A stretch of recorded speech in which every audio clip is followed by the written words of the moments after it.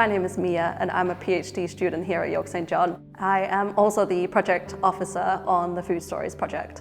The Living Lab is an interdisciplinary collaboration between staff and students at York St John that looks at different issues surrounding social justice. Looking at the food systems, we realised that the most pressing issue for students were the cost of living crisis. This inspired the student cookbook, where students contributed with low-cost recipes and their own food stories, and it was published sort of towards the end of the year and put in student accommodations to inspire other students this year.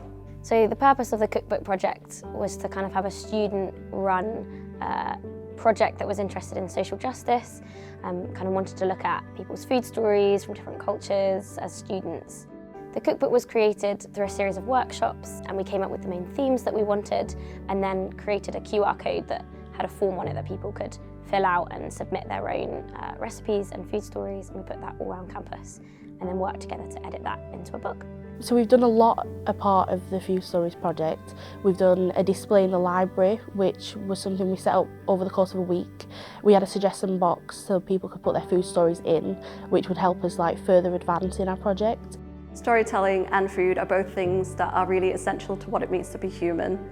I think you can't affect real change without looking at the stories that we as humans tell about the world that we live in. And that's especially important when we talk about food and our relationship to food.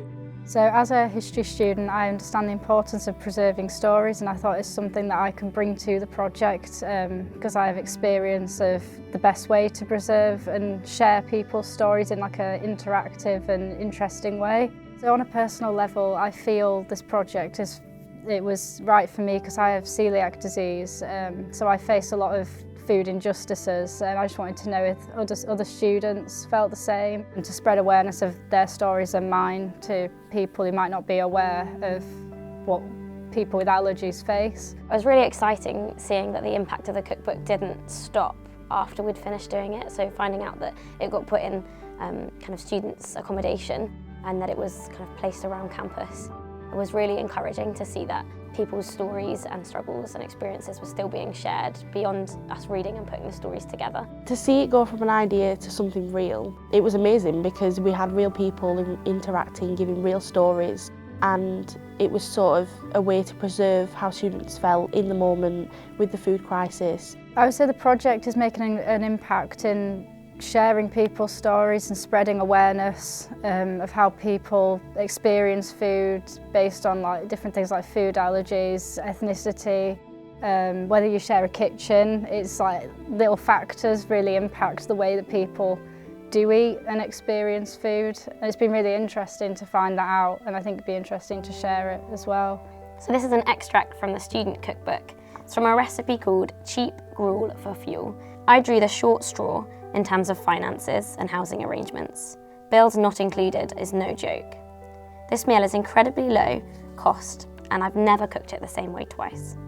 I've had a lot of fun experimenting in the kitchen this year, using soups as sauces and toying with consistency. I used to feel awful in the kitchen. My anxiety over food was through the roof. It still is to an extent, but having fun whilst cooking has been very beneficial to my mental health. I know that this recipe isn't fancy, but I hope it addresses some points. Food poverty is a big problem, and I hope this at least inspires people to pursue a more well-rounded diet.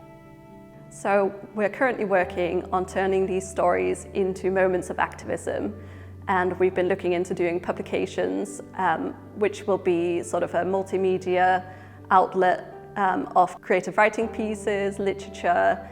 There'll be some really cool illustrations in there as well, and we think this will turn into a magazine, but we're really excited to see where that takes us. Building on the success of the cookbook, we continue to collect student stories about food and culinary culture.